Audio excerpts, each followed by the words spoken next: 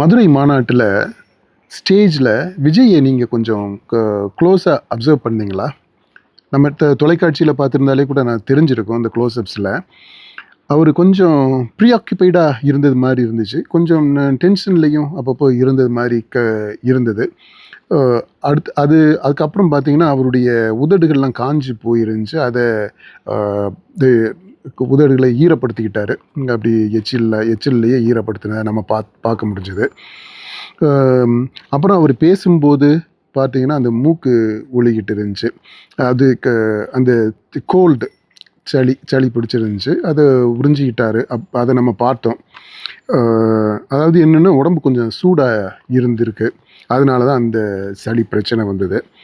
அப்புறம் அந்த try lips இதெல்லாமே கூட உடம்பு சூடானதுனால. உடம்பு ஏன் சூடாச்சு அப்படின்னா, ஒரு வேளை அந்த இடம் விட்டு இடம் வந்ததுனால ரோடில் ட்ராவல் பண்ணியிருக்கிறாருன்னு நினைக்கிறேன். அதனால உடம்பு கொஞ்சம் சூடாகிருக்கும். அப்புறம் நைட்டு தூக்கம் இருந்திருக்கலாம். தூக்கம் பத்தாததுனாலையும் அப்படி ஆகும். அப்புறம் ஊர் விட்டு ஊர் வந்ததுனால தண்ணி சேராமல் போயிருந்திருக்கும். அப்புறம் இதான் இந்த மாதிரி விஷயங்கள்னால உடம்பு பாதிக்கப்பட்டிருக்கு. அதாவது கொஞ்சம் இம்யூனிட்டி கம்மியாக இருக்கும்போது இந்த மாதிரி பாதிப்புகள்லாம் தெரியும்.